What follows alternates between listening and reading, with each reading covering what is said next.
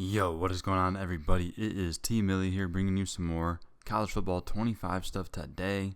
We will be diving in to the recruiting, everything that we found out from that Dynasty deep dive earlier in the week, man. So the other day I did a video talking about all the coaching archetypes, abilities, and talked about the coach carousel a bit as well.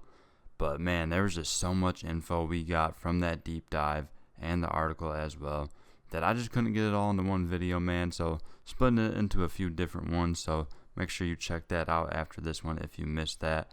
And then also in the next couple of days, I'll have a video out covering pretty much everything else that I wouldn't have hit yet, which will be, some stuff with like the menus and customization stuff amongst the mode. So we'll do that in the next couple of days. But like I said, today, diving into that recruiting, man, pretty much the most important stuff from what we got. And it was the bulk of everything too. Like half of the Dynasty deep dive video was specifically on recruiting.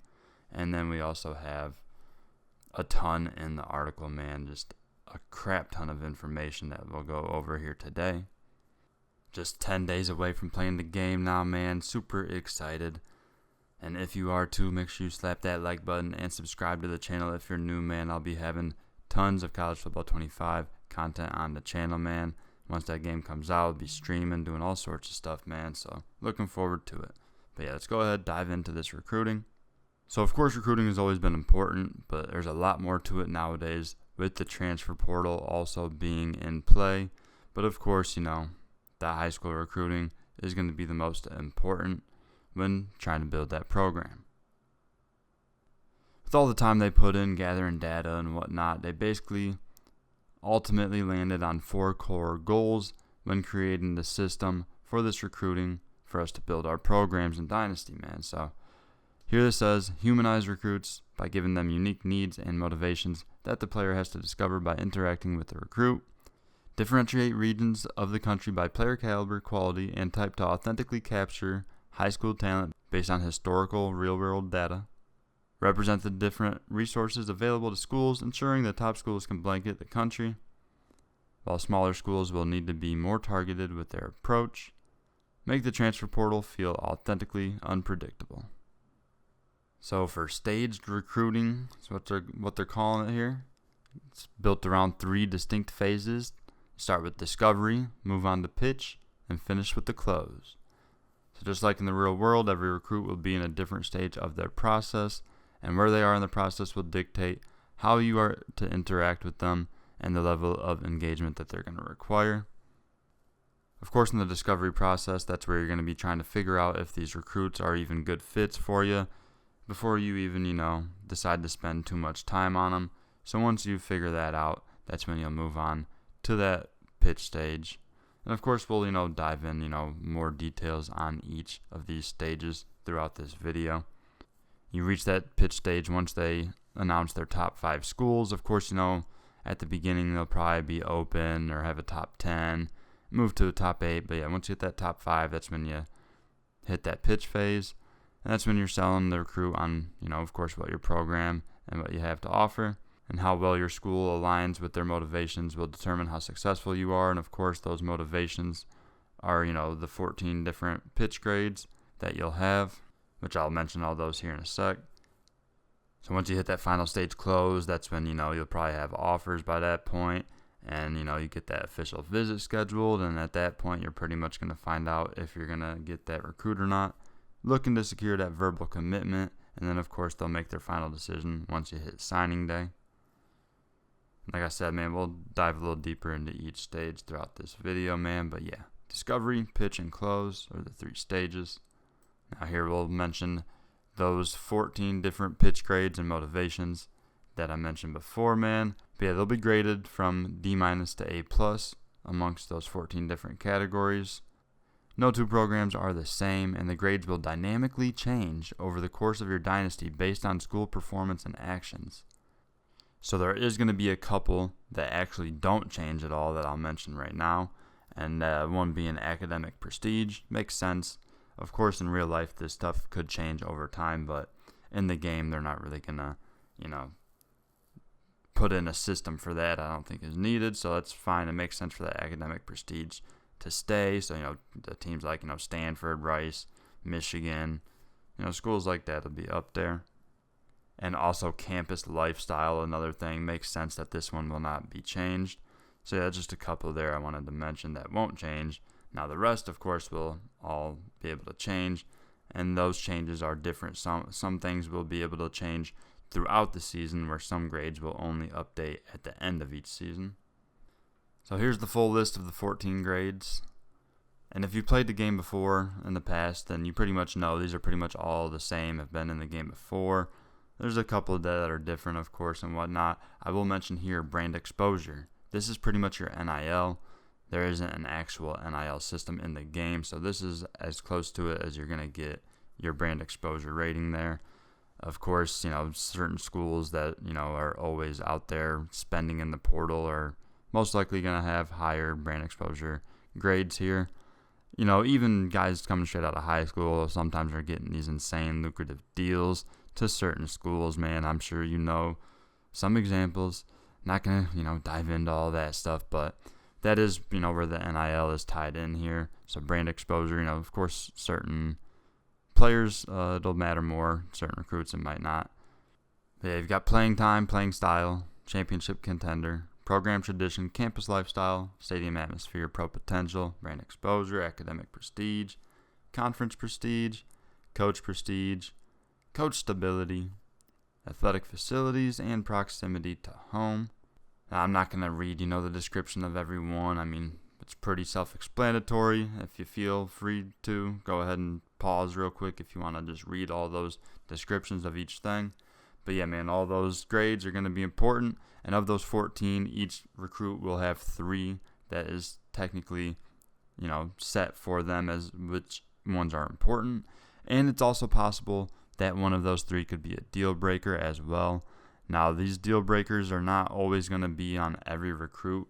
It'll only be some of them that have this. And again, it is only attached to certain pitch grades, and it's only going to be 1 per recruit. And again, not all recruits will have those. So not only are you going to have to pay attention to these grades for your high school recruits, but also the players that are currently on your roster, you're going to have to worry about that stuff as well. So whatever's important to your current players will also impact if they, eventually want to hit the portal. If a player that's already on your roster has a deal breaker and you eventually go back on that deal breaker, they're most likely going to hit the portal at the end of the season. Another example, the playing time grade.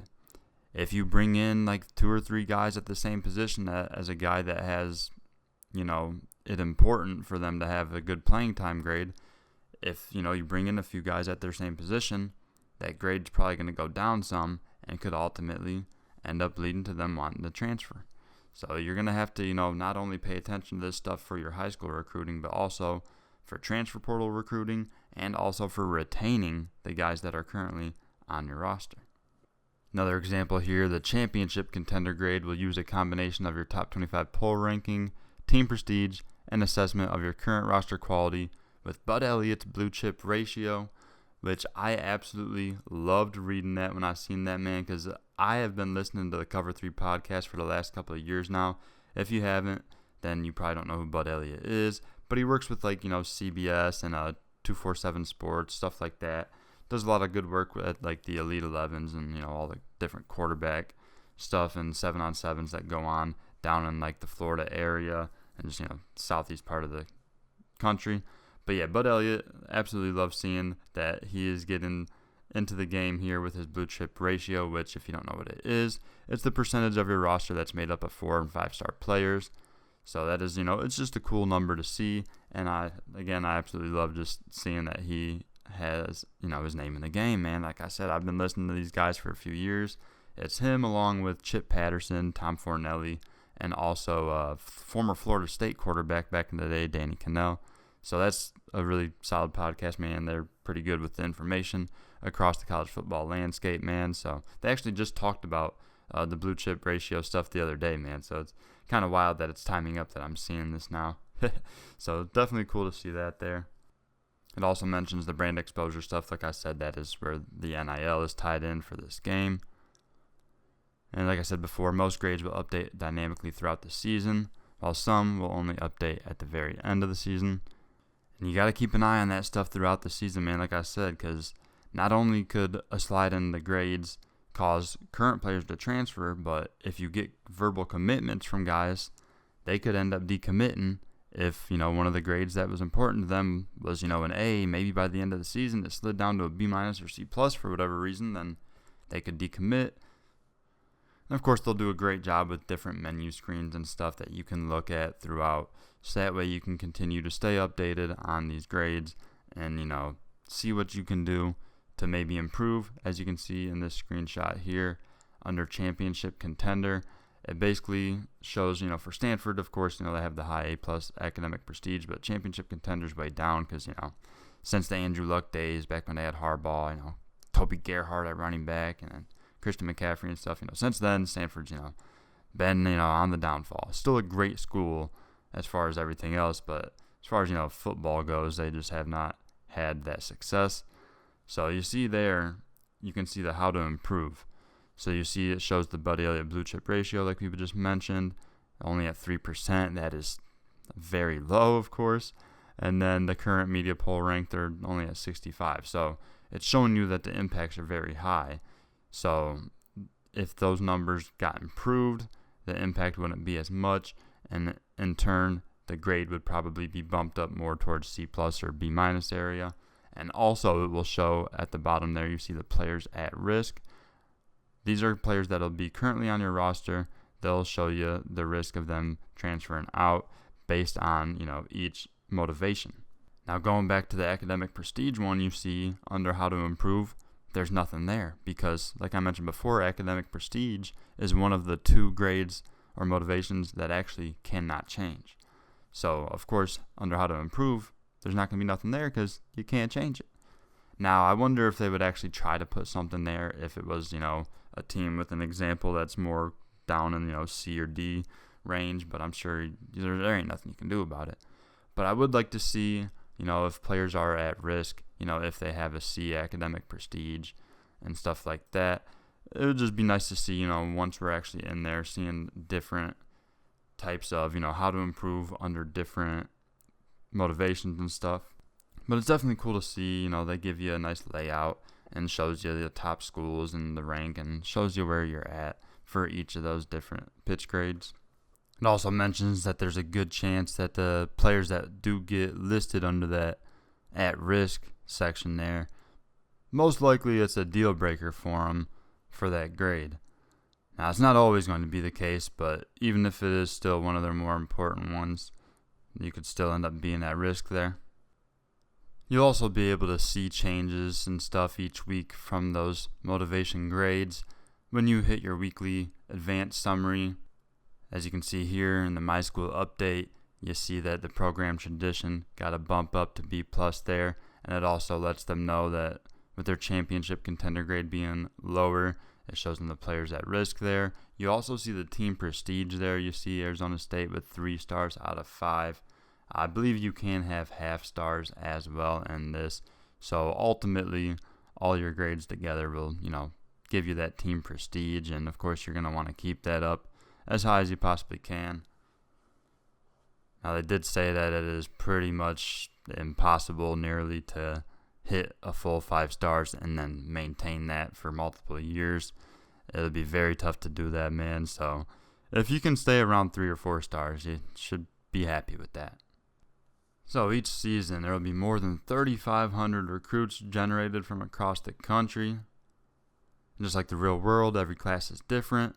So some years you might see tons of quarterbacks that are good, where some years you might not see any good quarterbacks. Some years might be more dominated by offensive linemen, where some years you might see a bunch of good edge rushers. And certain regions will be more consistent with prospects, whether it's, the quality, the quantity, or both. For example, Southern California is known for producing great quarterback talent, while East Texas is known for producing tons of great receivers. And they even expand more on the receivers there, saying that the ones from East Texas are usually more on the physically gifted side, bigger size and whatnot, where the ones out in Florida, South Beach area, Miami and whatnot, more, the smaller, faster receivers coming out of there. So it sounds like all this stuff will be implemented in the game, so that way you're not just getting random 5 stars that are insane out of the state of Vermont or something. So of course each recruit has the 14 different motivations that they can care about, and they'll each have 3 of those 14 set as their top interested ones. And like I've said before too, not every recruit will have one, but some may have a deal breaker where one of their top 3 motivations will be that deal breaker. So which ones are important to each prospect will matter mostly depending on which star they are. So a 5-star athlete, for example, will care more about going to the next level with that pro potential grade, or the championship contender grade, as well as brand exposure for that NIL. They're going to care more about that stuff than a 2-star would, which in turn, the 2-star will probably care more about the academic prestige or proximity to home, coach stability, different motivations like that. So during that discovery stage, your job as a recruiter is to find that ideal pitch, which, like I said, is, when you find those 3 motivations, you pitch them.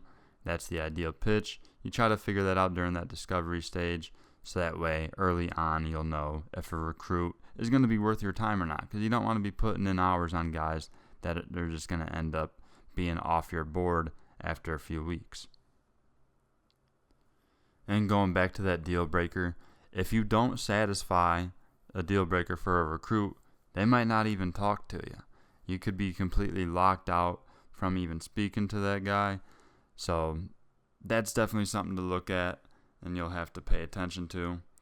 And you might not have a lot of control over it, man, because if a guy has a deal breaker as academic prestige, there's only certain, programs out there that are going to have good enough grades for that.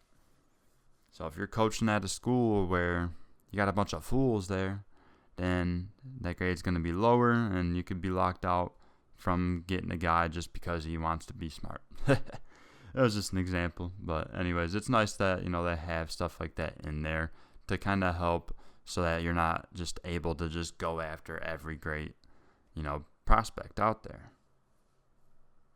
Next big thing here is pipelines being back, of course. How could you not have pipelines, man?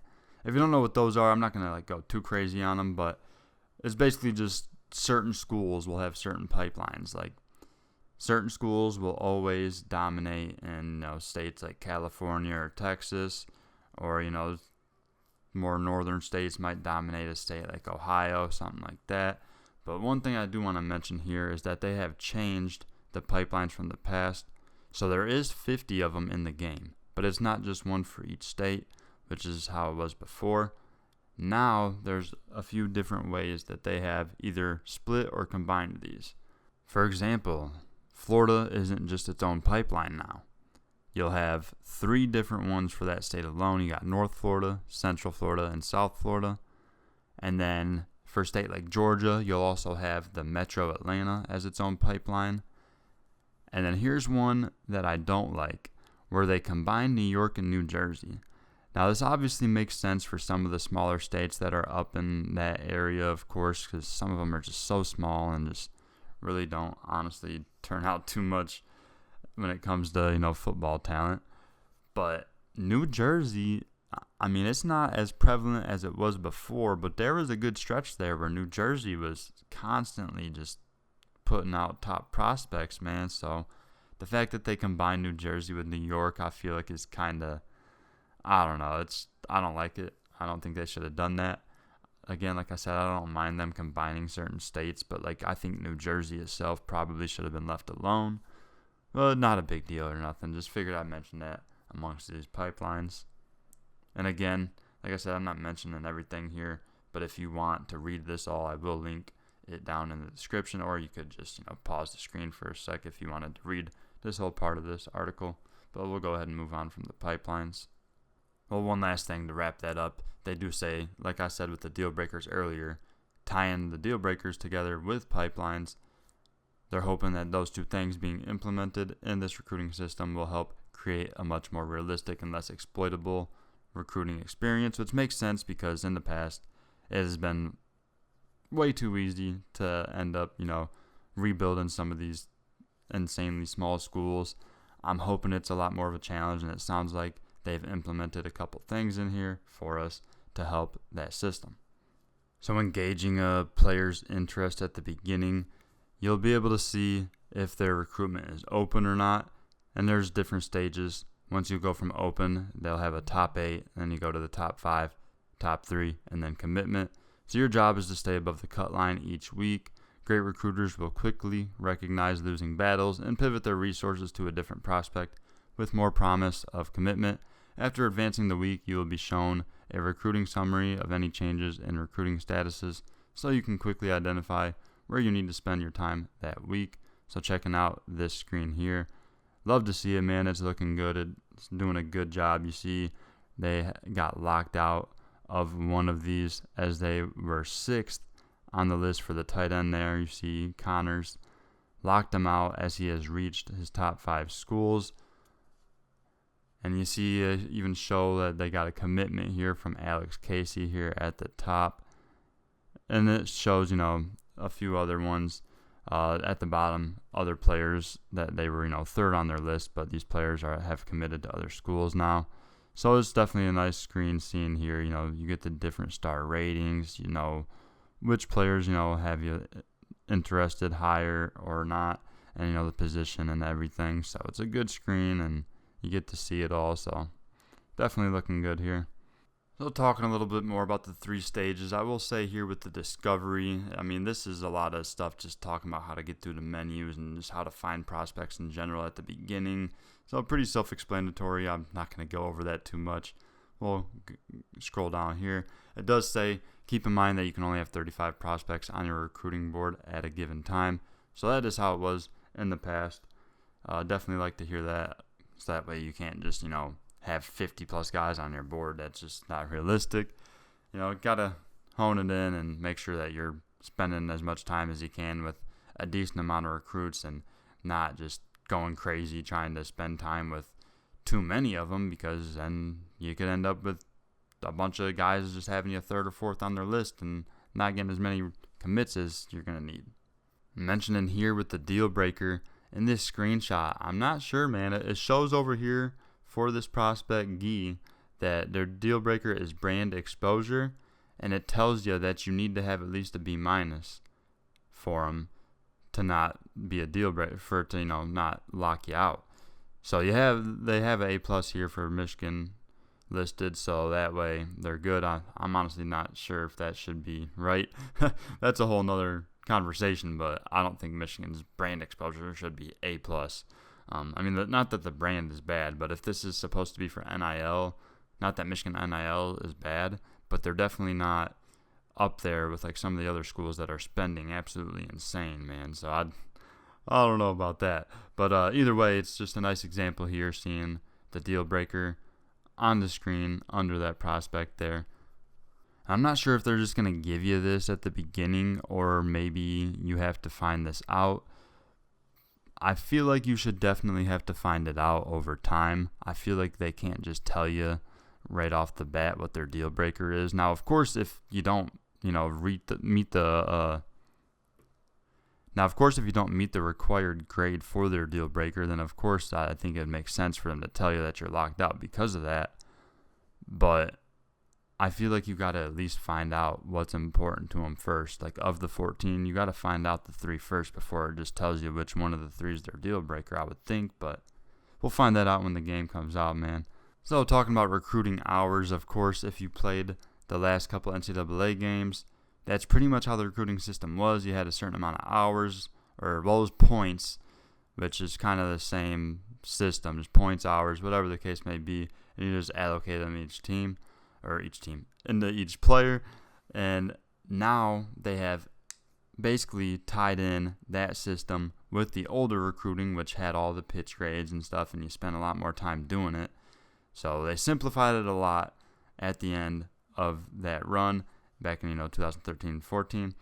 And now that we are back 11 years later, they basically took the simplified version and then brought it back to have more depth to it, so that way we're not just sitting there putting points on every week, just running through it. There's actually going to be depth to it, and I like it a lot, man. Just a lot more different activities you can do talking with each prospect here. So with these hours, man, each program will actually have different recruiting hours depending on which tier they are. So for example, a 5-star program will have 1,000 recruiting hours compared to a 1-star program only having 350. So of course this makes sense because, resources are a big thing when it comes to college athletics.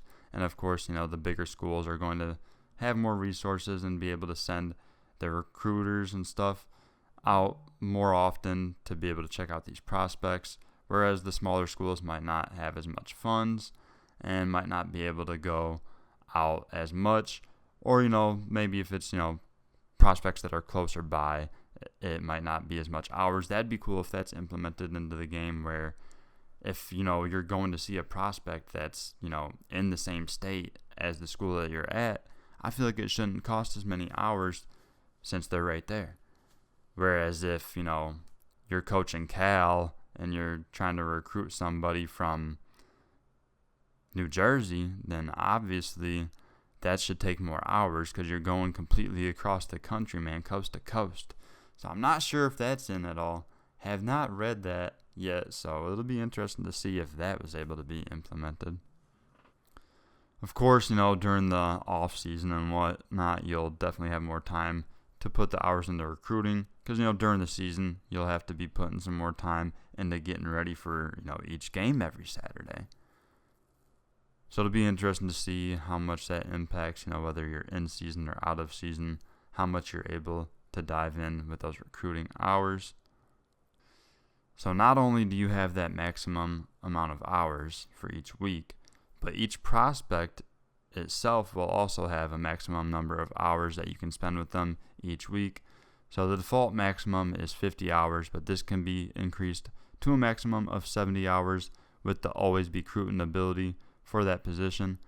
So remember, I did mention some of this stuff in my previous video when I was talking about the coach archetypes and abilities. So you'll of course have a lot more access to stuff and probably be able to recruit quicker if you do go down that path where you choose that recruiting archetype and you continue to upgrade that and get more abilities, so that way you're able to increase things like maximum hours here. Take a look at another screenshot here with the prospect Prince Gay.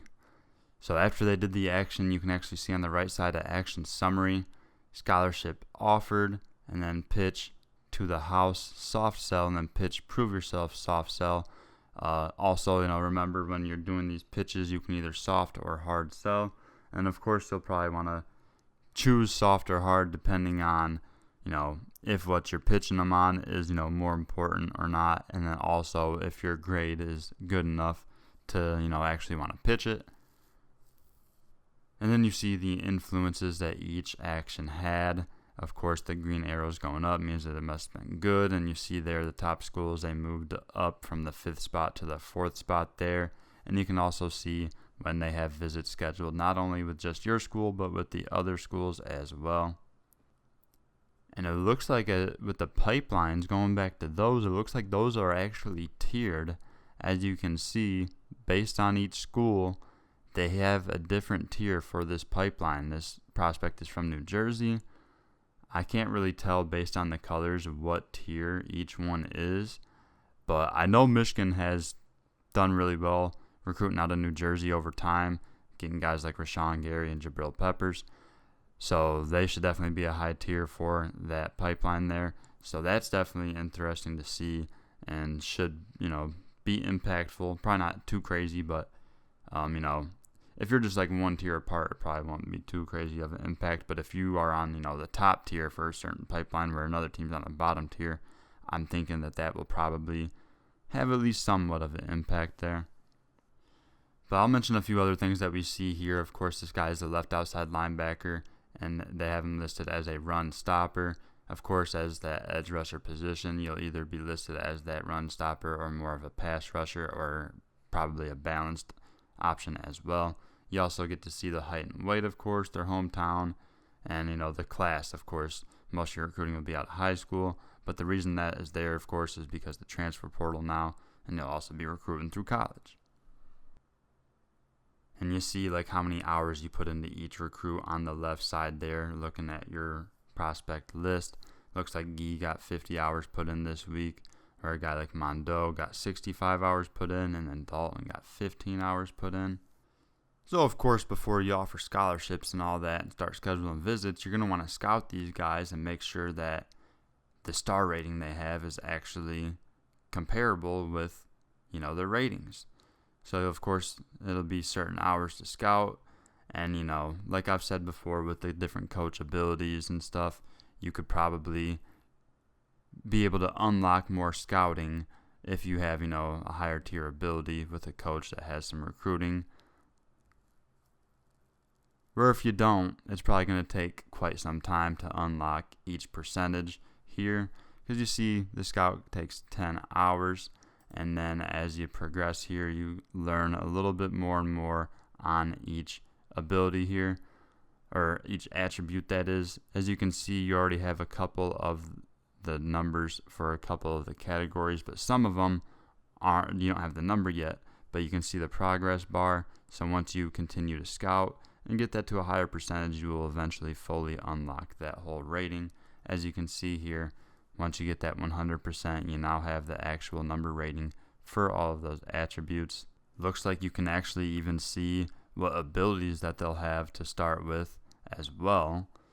So some of these guys probably won't really have abilities at the beginning, other than, the 5-star athletes and whatnot, maybe even some 4-stars as well. But heck, this guy's actually a 5-star here and there's nothing listed. So I'm not sure if that's either wrong or you just don't know them yet, but they actually show the 2 mentals there. So maybe that's all they got to start for the freshmen, is a couple mentals. I don't know. It'll be interesting to see when we recruit some more, if, looking at different prospects, if we're able to fully scout and actually see some of those physical abilities, not just the mentals. Of course, the development trait is there as well, so I'm sure that will depend on how fast you will develop as a player. It'll probably just be slow, regular, fast, I'm guessing. You're probably going to want to do most of the scouting in the preseason, as you are only able to scout and offer scholarships and recruiting during the preseason, so you won't be doing like the pitches and all that stuff. So you'll probably get a lot of the scouting done early on. And before you scout a player, you'll only be able to see their star rating, their height, weight, and hometown position and archetype. And you'll see question marks on everything else there with the, attributes, abilities, and development trait. And there, I was interested on this too, like, is it always going to show us the same attributes there? But it represents the top 10 ratings for whatever archetype that prospect has, so that's cool. So it's going to be, probably some of the most important ratings for that player. So there's 4 states of scouting there, like I showed in those screenshots, going from 0% to 60% to 100%. So you'll start out unscouted, of course, represented by question marks in its default state for every recruit. Then you go to partially scouted, where you'll see a horizontal bar appear. The left side of the bar is 0 and the right side is 99. Within the bar is a gold zone that covers 25% of the bar space. The player's true rating for that attribute is somewhere in this range. So that makes more sense now, going back to that screenshot that I showed. It wasn't just the progress, but it was actually showing where that is going to be, just more of a range rather than the actual number. And then mostly scouted, once you have mostly scouted a player's attribute, you have a much clearer picture of the prospect. At this point, the gold zone only covers 10% of the bar, so that range will be much, much smaller at that point. And then once you hit that fully scouted 100%, you'll know the exact rating there for that attribute.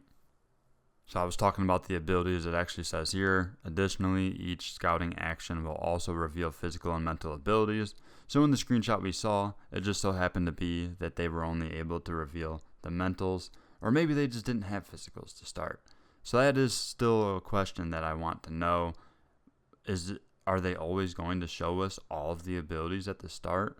Or are we going to have to earn those? Or will we not see it until they're officially signed and on our roster? Not sure. So more on that player development trait. So since you can scout those attributes and abilities, the development trait is not something you can be scouted. And it sounds like this is something that you will unlock once you hit National Signing Day. So you'll be able to see that development trait once you officially sign that prospect. Now going back to those coach abilities again, here it says if you own the mind reader ability, there's a chance you will learn their development trait when you spend time with them during their official visit. So that is key there. If you have that ability, keep an eye out. After a visit, go and check and see. You might be able to unlock that development trait early. They go on to mention that you could end up finding some busts in the higher star rated prospects, and you could find some gems in the lower star prospects as well, which makes sense. And they talk about how sometimes it depends on how much visibility these guys are getting, because some guys might not have as much stars because they just aren't getting the right eyes on them and just aren't being talked about as much. Might not be from those pipeline states where California, Texas, and Florida is always putting out the most talent and whatnot. And hell, even when there is talent from the other states, they usually just end up leaving and transferring high schools and end up in one of those states anyways. But here it says we have modeled this uncertainty and unknown with our gem and bust system. When scouting a player, there is a chance you identify that their true skill is actually better or worse than their star rating indicates. For example, a 4-star bust is really a 3-star quality prospect, while a 4-star gem has the skill level of a 5-star. Of course, even if a player is a bust, it doesn't necessarily mean they are a bad player. A 5-star bust is still going to be pretty darn good. So if anything, it's not going to be anything too crazy here. If anything, it's just adjusted by 1-star rating, it sounds like. So it's not like you're going to find a 1-star prospect and boom, you 100% scout them and it turns out they should have been a 4-star or something. So it sounds like that's not going to happen, but you could, find some 3s that should have been 4s or some 4s that should have been 3s. The system creates a lot of variance in lower star rated prospects and provides you with the opportunity to build your program with high quality players who slip through the cracks of recruiting rankings. Landing top blue chip prospects is incredibly difficult, so this can be a highly effective recruiting strategy to build your program. Think back to the rise of Boise State and the consistency of Oregon State in the early to mid 2000s. Both of these programs excelled at finding gems who were under-recruited and overlooked by big schools. So of course all that makes sense, so definitely be interesting to see how that system works once we're actually in the game with our hands on it, man. So in stage 1, there are 5 recruiting actions you can use to uncover information about the prospect. In addition to uncovering the information, you'll also gain some influence with that prospect. Of course, the more time you spend with them, the more they will become acquainted with you. You can increase how fast you uncover information and the amount of influence you earn with the most influential ability, which gives a bonus to recruiting actions. So the 5 actions are listed here. You have offer scholarship, search social media, DM the player, contact friends and family, and send the house. So again, you can go ahead and pause the screen if you want to read the descriptions of all those, but pretty self-explanatory. It's definitely going to be cool trying out the different actions here and seeing how they impact each recruit, because I'm sure every recruit, like I said, everyone's different, so doing different things here will probably impact different recruits in different ways.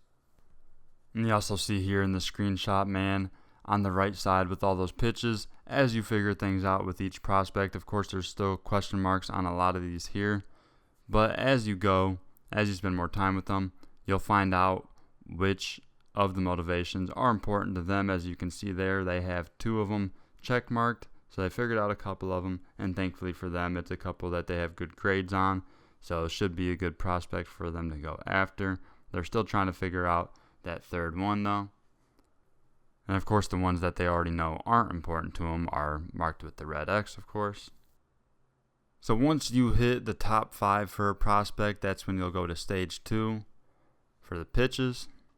And when you choose these pitches, you will then have to either soft sell it or hard sell. Soft sell awards a moderate amount of influence when choosing the correct pitch. It also limits the downside risk and penalty of pitching the prospect on something they do not care about.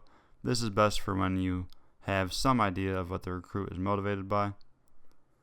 And for hard sell, says this provides the most influence when choosing the correct pitch, but it also comes with the largest penalty if you pitch the wrong thing. It is best to hard sell the recruit when you know their ideal pitch, or if you are desperate and just hoping for the best.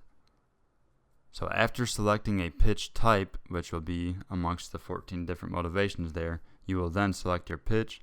So each pitch is a collection of 3 motivations, and there are 20 pitches in total. For example, the Sunday bound pitch sells a recruit on your school being a championship contender, its conference prestige, and your school's track record for sending kids to the next level. So this is cool to where at that point you aren't going to be able to just sit there and pick the 3 things that you know are important to them. You're not going to be able to just pick those 3 and just dive into them every time, unless they of course have one of these where it's already built in and it just so happens to be the 3 that are important for the prospect. Another ability they tell us about here is the upsell ability, which you can increase the impact of your My School grades with that. So if you have that ability, of course, if you have an A minus in something, you might actually have a better impact than a school that has an A on it if their coach doesn't have that upsell ability. If your school does not perfectly align with their ideal pitch, or if you are looking for a way to get a competitive advantage, you can sway the prospect and change their motivations. Successfully swaying a prospect will give them a second ideal pitch that is only available to you. So that's key. This is big. It is possible that the second ideal pitch also creates a third ideal pitch combination as a result. Your chances of successfully swaying a prospect increase the more overlap there is between their ideal pitch motivations and the pitch you are trying to sway them on. It is possible to sway them on a pitch with 0 motivation overlap, but it is a very low probability of success. So that's definitely a cool feature to have in here to add some possible twists in your recruiting journeys. So for example, let's say the prospect's current ideal pitch is hometown hero, which includes campus lifestyle, proximity to home, and program tradition. To increase your probability of success, you would want to sway them on a pitch that also has 1 or 2 of the hometown hero motivations. In this example, let's sway the prospect of the college experience pitch, which includes academic prestige, campus lifestyle, and stadium atmosphere. If our sway is successful, the prospect will now care about academic prestige and stadium atmosphere in addition to the 3 motivations they already cared about as part of their ideal pitch. A successful sway gives you the ability to pitch 2 or more ideal pitches for maximum influence gain. It also provides you with the opportunity to more closely align the prospect with your school's strengths. This is an incredibly powerful action, and if used properly, it can separate you from the competition. Yeah, man, this is very nice. If you can successfully figure this out, man, you're definitely going to have some advantages on the recruiting side. And here you have more with the pitches in this graphic here. So under the strategy, you have workhorse getting selected here, and it shows you the 3 that workhorse is good for. And I'm sure if you highlight the other ones, it'll also show you, which ones those pitches are targeting. Finally, moving on to stage 3, close, which, speaking of close, I'm going to try to close this out as fast as I can. I know this has been going on for a long time, but there's just so much info on this recruiting stuff, man. I still haven't even talked that much about the transfer portal, but we'll go ahead and wrap things up. So here with the stage 3, with the close, at this point, you're going to want to schedule that visit, of course, and you have to be in their top 5, and you would have to have offered them a scholarship, because of course no recruits aren't going to want to waste their time going to visit a school where they don't have that scholarship yet. Now, of course, if they're underclassmen and whatnot, that makes a little more sense, but them guys that are in their last year trying to make a decision soon, you're going to want to have that scholarship offered before you bring them in. So, of course, you can only do these visits when you have a home game or even on a bye week, which I don't think that makes much sense, because usually when you have a game and you bring them in, there will be certain boosts that you can get for that visit depending on how you do in the game. So each week you're only going to be able to host up to 4 recruits on those visits. So that's nice, so that way you're not just diving in 10 guys all visiting the most important rivalry game of the year every time. So that's nice where you'll have to balance that out. Up to 4 each week. This seems, reasonable to me. And scheduling a visit will charge you 40 recruiting hours for that week.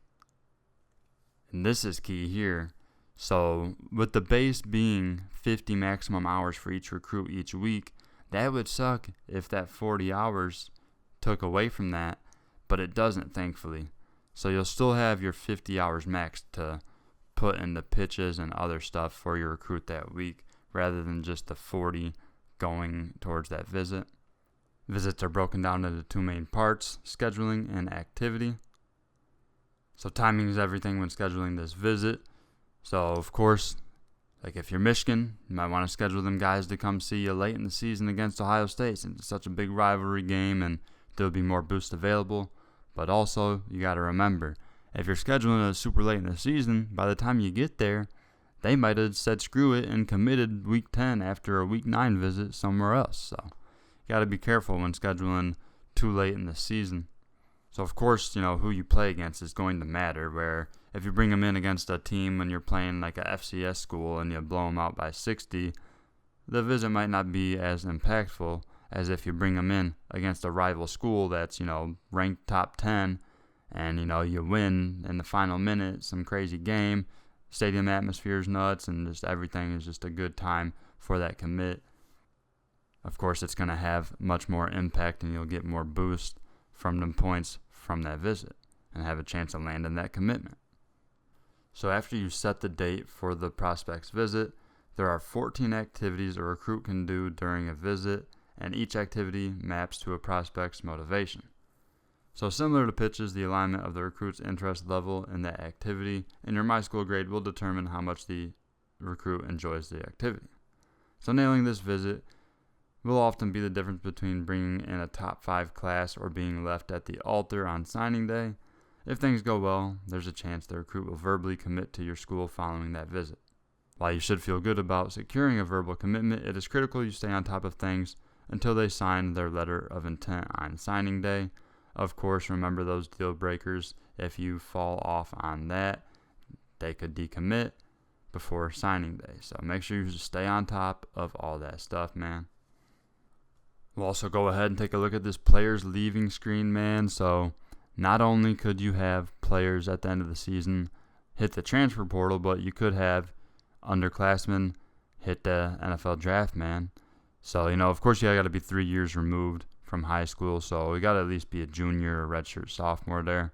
So, not only, like I said, are players going to be leaving as they graduate as seniors, but also, whatever year they could be, they could hit that transfer portal. And it also looks like it tells you the reason why.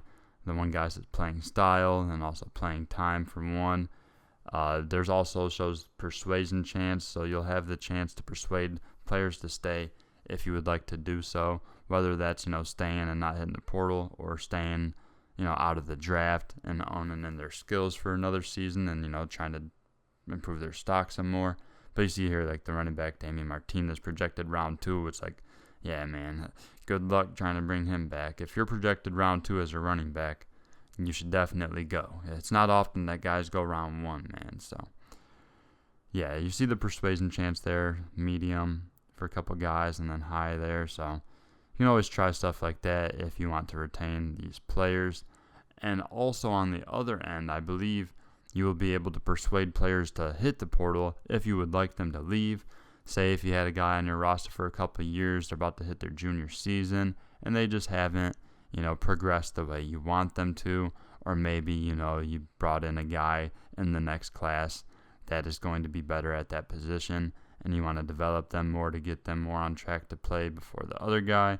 You'll be able to go in there and let them know that you want them to transfer. I'm not sure if this will always successfully happen to where they'll just be like, all right, see you later. They might want to stick around regardless and fight for their spot. Who knows, man? That'll be something that we'll have to test out and check out once we get to game. And this is something that you're going to have to pay attention to, man, because you got to get back down to 85 players every offseason on your roster. So also remember, you got to get below that number if you also are wanting to hit the transfer portal to bring in guys as well. There's all sorts of different things you're going to have to manage here, man, for that roster. So you might want to, have guys leave, so that way you have room for those high school recruits or possibly even some transfer portal additions of your own. I'm actually not going to talk too much about the transfer portal because it's pretty much the same as the recruiting, just of course the players are already in college rather than, in high school. They'll still have like the motivations and whatnot, and you'll have to try to find the ideal pitch and all that good stuff. It's just this recruiting might be a little bit quicker, of course, and if these guys, if you recruited them out of high school and then a couple years down the road they hit the portal, they'll probably remember all that stuff, and you'll still have the data from when you recruited them before, I'd assume. And there's also a chance that their ideal pitch could actually change over the couple of years that they're in college. So some of the stuff that was important to them as a high school recruit might also be different once they're in junior year of college. Coming out of high school, playing time might not be as important, but once you hit junior year, if you're trying to find the right spot, the playing time is probably going to be way more important for you. So the off-season recruiting lasts 4 weeks in total, and transfers will make their final decisions at the end of it on National Signing Day. So this will basically open up once you hit bowl season, like I have mentioned before. And again, I'll just link this down below, man, if you want to read this all. I just know we're getting long on the video, so I don't want to dive in too deep, man. It's pretty self-explanatory stuff here. And we'll wrap things up, man. Once you hit signing day, you will be able to see like a top classes screen, which is awesome to see, breaking down, the top classes across the country, breaking it down by the stars and their total points overall. So love seeing that, man. I'm sure these menus are all going to look great, and it's going to be very easy to navigate and get through and check out different things. But yeah, man, that's pretty much it.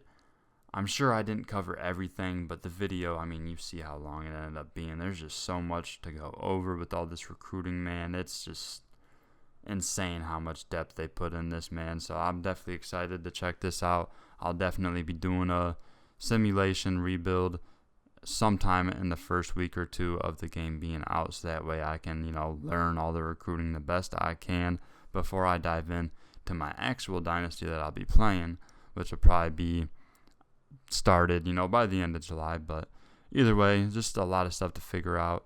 And again, I hope you guys enjoyed this video. If you did, slap that like button for me. I'd appreciate it a lot. And subscribe to the channel if you are new, man. Plenty more stuff for this game coming soon. And as always, have a nice day. Peace.